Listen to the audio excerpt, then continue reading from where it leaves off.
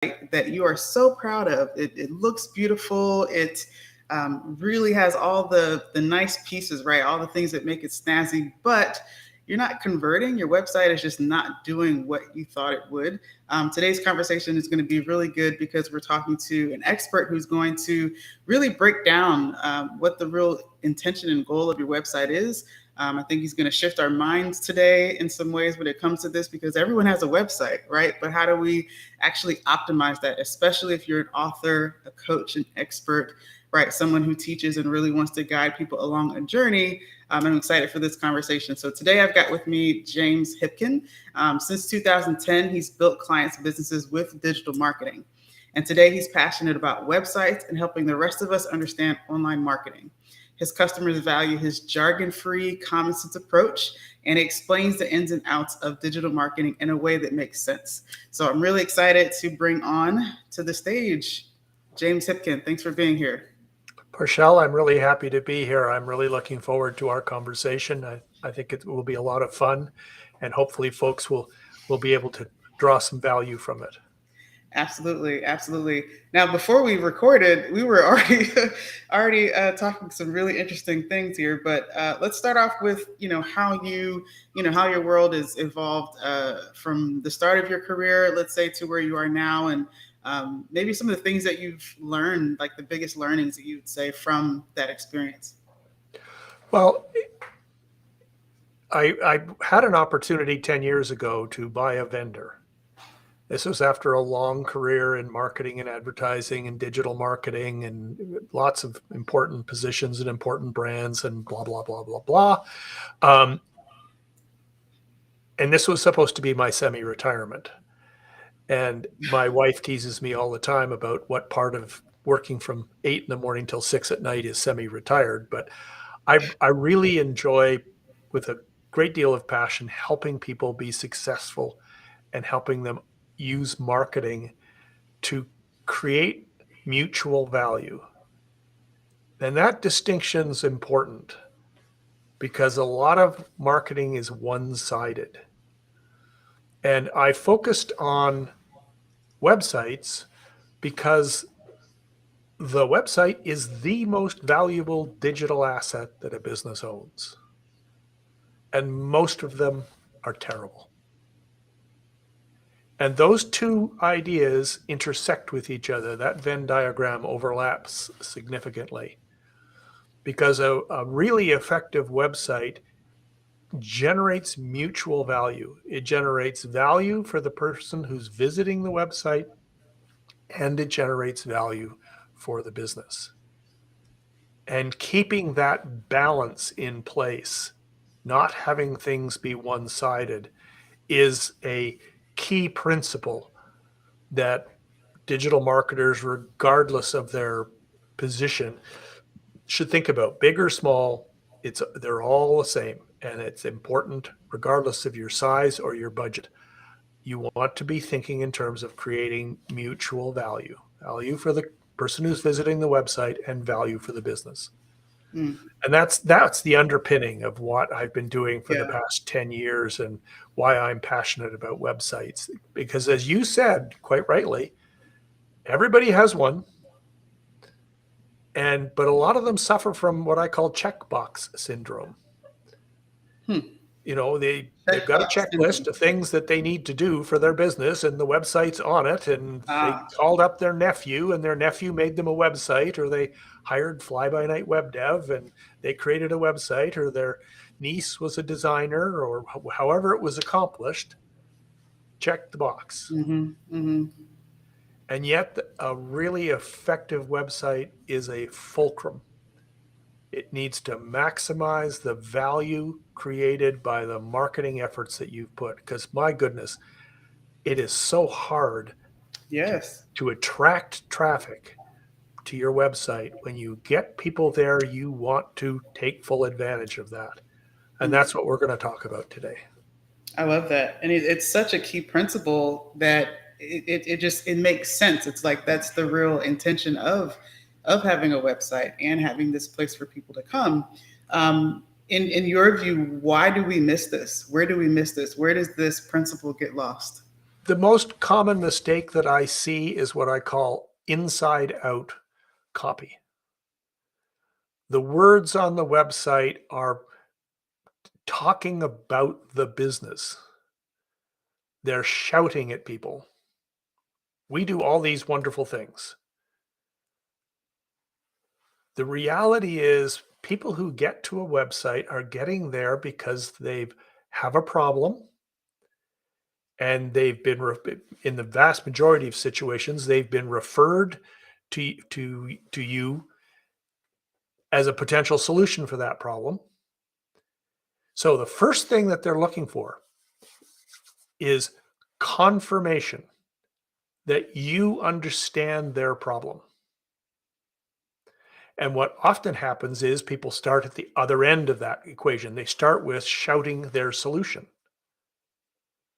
shouting how wonderful they are, shouting all the years they've been in business, or their credentials, or their, the number of employees, or, all this features and attributes about their business or service. And what the person who's there is looking for is a solution for their problem. And that's a pretty significant disconnect. And the simple truth is, to make this even harder, the average visitor has the attention span that's shorter than a goldfish. You've probably heard that a goldfish has an attention span of 9 seconds, right? It's a Hmm. myth. It's not actually true. But regardless, as a business owner, you should be so lucky. You have 6 seconds or less to engage a visitor when they get to your website. So it's super important that you're thinking about this and you're understanding, because my goodness, you've spent so much effort to get them there in the first place. Don't miss out on that opportunity. Wow.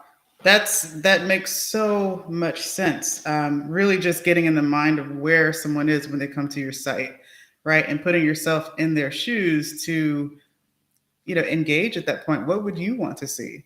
Is Right. that more of the direction? Exactly. Yeah. When I do a website audit, and this surprises people, if say it's a 30-minute scheduled call to do a website audit, I'll spend the first 15 minutes not talking about the website at all.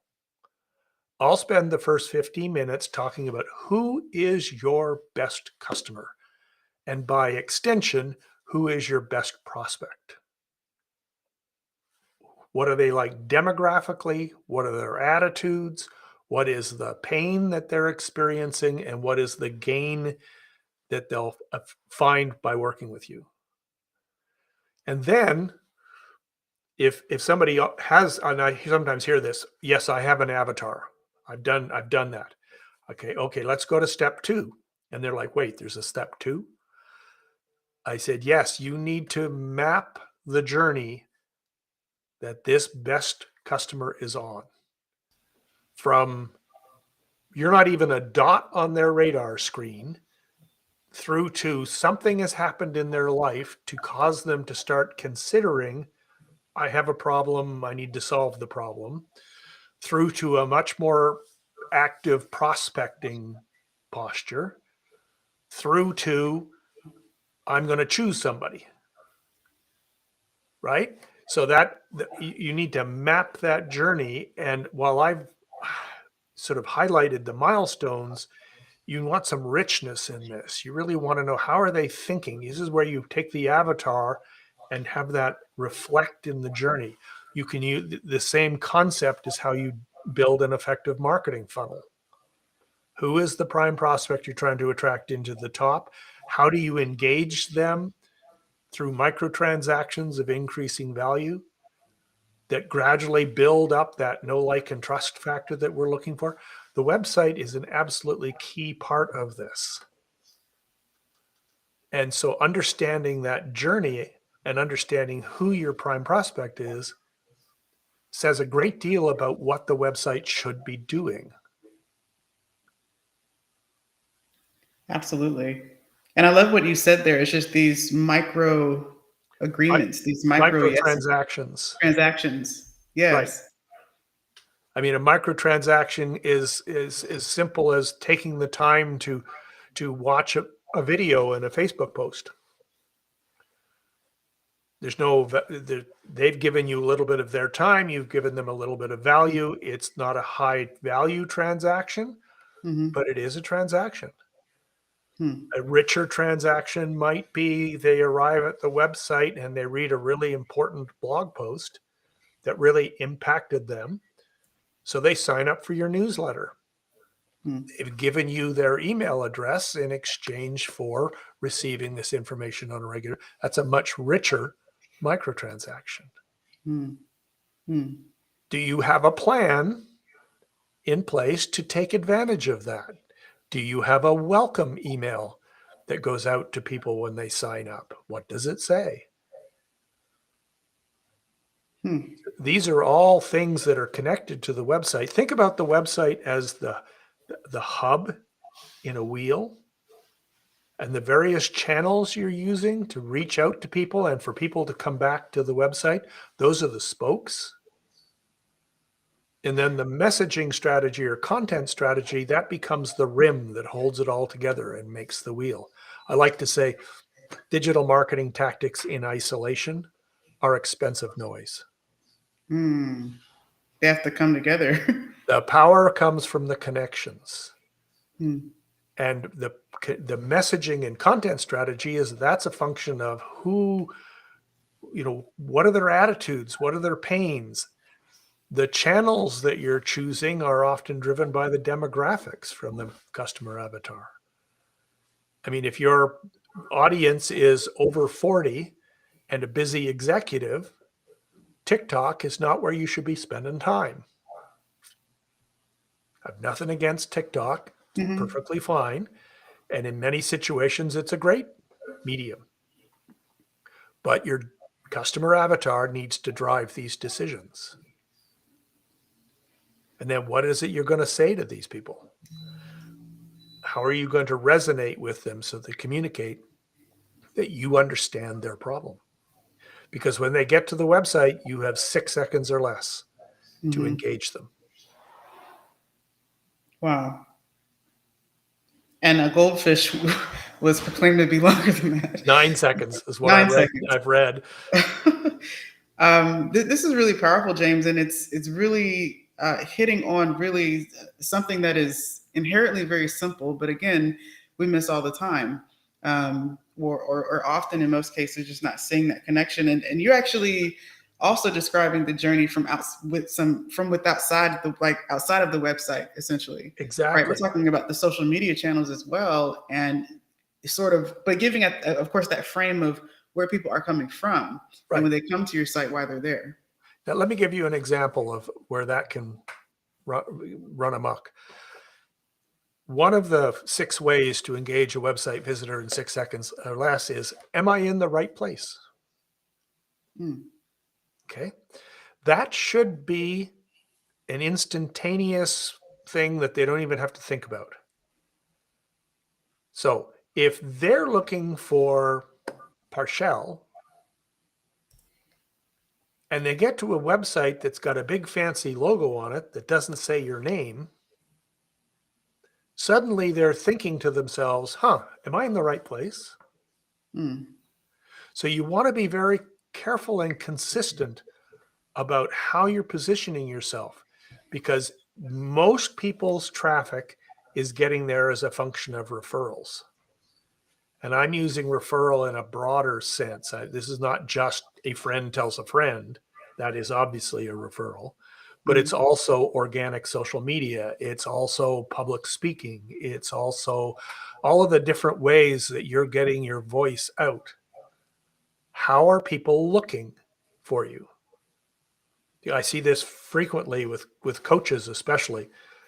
They'll have this beautiful website that they've spent a bunch of money having a designer design, and they'll have this beautiful logo. mm, And I'll ask the question, so how are people finding you? Are they finding you based on this fancy company name and logo? Or are they finding you based on your name?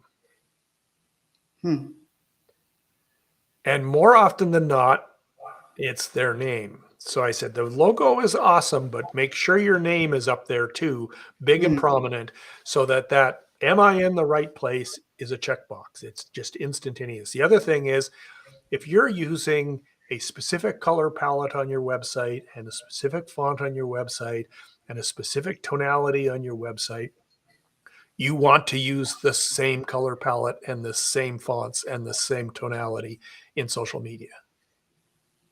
Mm-hmm. You don't want that to be a disconnect. You don't want them to be coming from social media posts where pink is the predominant color and arriving on a website where blue is the prominent color. Because suddenly they're off into the rabbit hole of, am I in the right place? And Yeah. you only have 6 seconds to get them engaged. You don't want them thinking about that. Wow. Wow. It's like shaving time off of that, essentially, to make it more useful when they're there. Like, Right. Another thing that people don't recognize is that 6 seconds doesn't start when the page has loaded. The 6 seconds starts when somebody asks for the page. yeah. Oh my God. So if you do a page load performance test and your Oh page is man. taking 4.5 seconds before the content is loaded, Oh man. that's a problem. Whoa. The next thing that you want to think about is, this isn't about you, this is about them. Give them a benefit-oriented reason to stay. Hmm. That's what I was talking about before when I said inside out versus outside in. Outside in is you're talking about their problem, maybe agitate the problem, then solve the problem.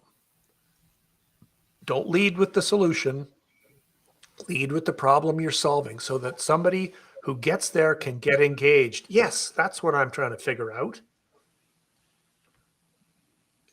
Because otherwise you're just shouting at them, and we all know how effective that is. Hmm. Versus supporting their journey. Hmm. And you can support their journey if you've mapped their journey. Absolutely. Absolutely.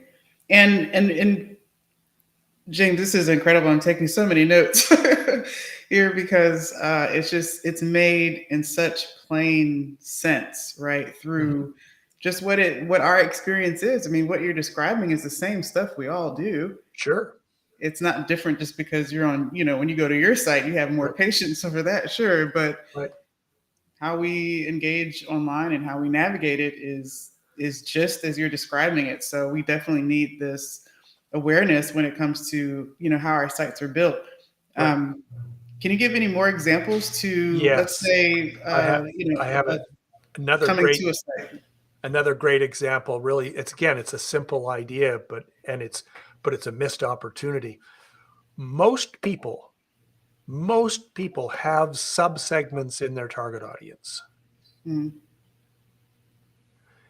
If your goal is to engage people when they get to the website and get them past the 6 second threshold and digging in, you want to make those pathways clear. I'll give you an example. If you're this site I audited last week, they were a company that does home inspections for the real estate sector. And they have 3 subsegments. They've got, are you a buyer? Are you a seller? Or are you a real estate agent? They need to, after you've engaged somebody with a broader problem solution scenario, then make the pathways clear. I'll give you another example. A client of mine, I do consulting work for her, coaching work for her. She is a professional public speaker. And she's a paid keynote. She gets paid, good dollars to come and speak at conferences and conventions and that sort of thing.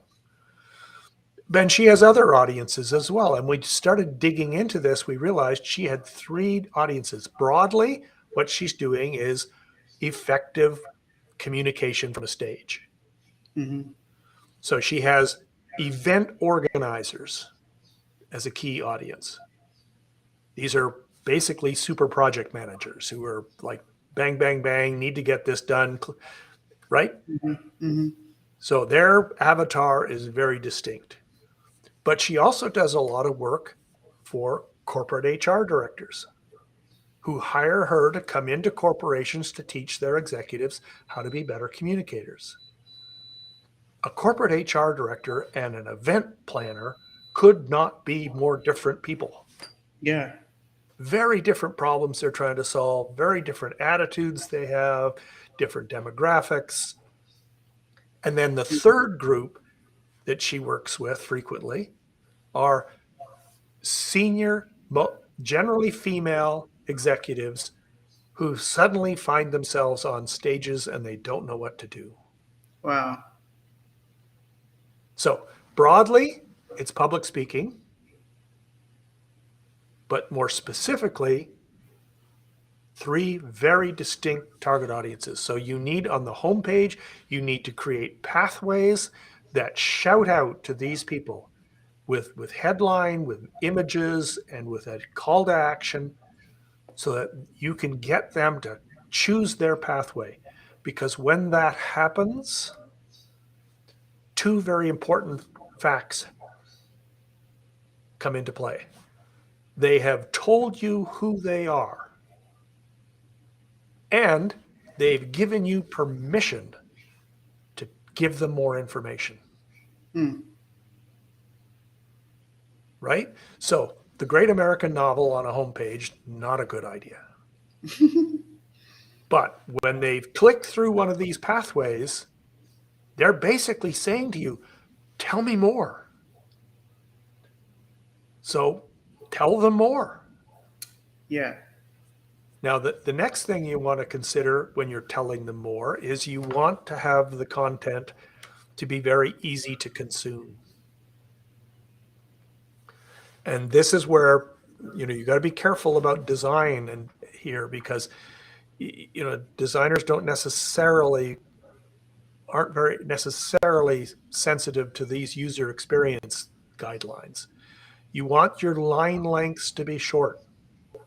There's a reason that newspapers are in columns. You want to have lots of visual information, but the visual information needs to support the messaging. Most people are right-handed. They scan a page from the upper left-hand corner to the lower right-hand corner. Don't put your call to action in the lower left-hand corner Hmm. because that's the least eye-tracked spot on a page. Choose images that support the content you're trying to do and support where you want the visitor to look. You'll notice, and as soon as I tell you this, you'll start noticing this more often. This is an e-commerce trick. If you're doing a photo shoot, they'll shoot the models, not that they're looking at the camera, but so that they're looking over. Hmm. Because what is happening is the model is looking at where the headline is going to be Hmm.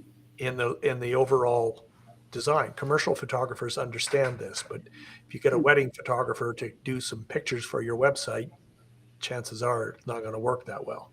Yeah. They don't think about that sort of thing. Right. Right. Hmm. The other thing wedding photographers they take beautiful pictures, but they frame the picture unto itself, whereas pictures on a website, you need negative space. Hmm. You need blank space to the left, blank space to the right, blank space in the middle. You need blank space in the image because you may very well be putting words on top of the picture. Hmm. Wow. How does, because you're talking about visual right now, I'm just curious how video plays a role in this journey. Where does it show and perform best on websites? Video is a great tool. Um, People buy people. So video is a great way to get your personality out. Video is great if you can get video testimonials. 20 seconds, 15 seconds, 30-second testimonial from somebody, but it's video, that brings so much credibility to your offering, what I call reason to believe. But you want to, when you do the videos, the thumbnail is actually the most important thing. You want that thumbnail to be designed so that it is communicating the benefit that the visitor will receive if they choose to play this video. A thumbnail that consists of a pretty picture of yourself, you might as well just have a picture of yourself. Mm-hmm. Now, if you have a picture of yourself and you're looking over at the thing you want them to be looking at, that's good because people will instinctively look where the model is looking.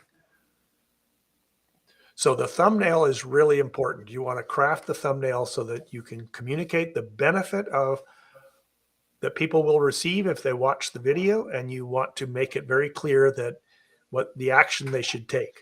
So a call to action of some sort in the thumbnail is a good idea.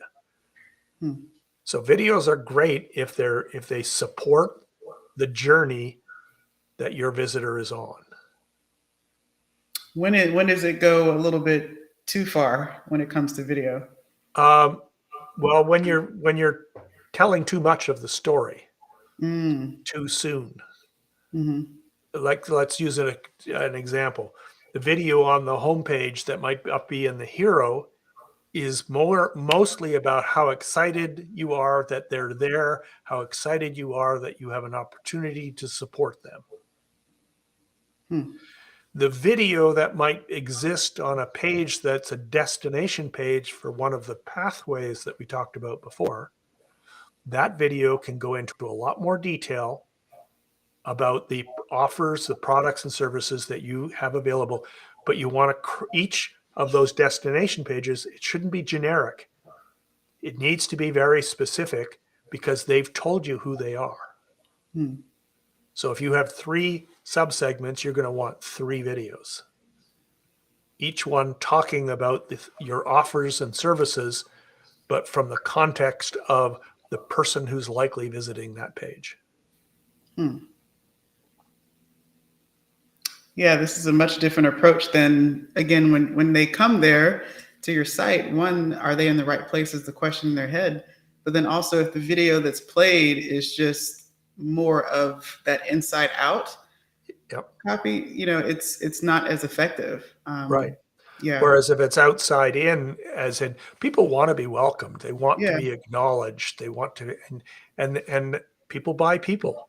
So if there's a video of you being very excited that they're there and very passionate about what it is that you do broadly, that's going to be a positive thing because that helps reinforce, okay, so this is not a bot, this is real. And this person is real, and I love her energy, right? So I'm going to take the next step, and that's your goal is to engage people and support their journey. So when they take that next step, when they choose a pathway, when they click the Learn More button, they're giving you permission to give them more information. So the video on that page can be a lot richer, can be longer, can be more detailed. Yeah. So understand the purpose of the media that you're using, whether it's an image or a video or an audio file even. Understand the purpose of the media you're using in the place you're using it to help support the journey that your prime prospect is on. It makes so much sense. I have 3 pages of notes now, James. This is so helpful because honestly, when I picture what you're saying, it just eliminates all these other things that I think we typically assume needs to be on the site, or that that we just add there because this is good to have. This gives more information. This is gonna whatever the reason is in our mind, but. Like, as you just laid it out, I just reimagined my entire site, and it is extremely simple. I mean, is that the goal, to be that simple that, It just needs to be simple because the 6 seconds or less idea, people don't have time, and they're out there on a mission. They're trying to solve their problem. They're not trying to make you feel good about what you've done on a website. yeah, yeah. Wow. And if you can solve their problem and support their journey, then what ends up happening is that rather than it being a sale, you end up in an enrollment conversation. And that Mhm. distinction is important because an enrollment conversation suggests, there's a level of know, like, and trust that's in place, and people are signing up for the right reasons. 100%. And this is amazing. I'm so glad you've extended your time to our listeners, because everyone who's listening, you're gonna. I highly advise you take James up on this beautiful gift that he's offered, which is a complimentary website audit. And it's based on what he's been talking about today: the 6 ways to engage website visitors in 6 seconds or less. So, James, you want to talk a little bit more about that and where folks can find you? Yeah, that'd be great. Thank you, Parshell. The website is the most invaluable digital asset that you own. And I'm sad to say, but most of them are terrible. And they doesn't need to be. This isn't an issue about design or expense or investment. This is about applying strategy to what you're doing versus just a tactical exercise. So what I'm offering folks is if they go to 6secondsorless.com, that's 6secondsorless.com, you can schedule a 30-minute complimentary website audit.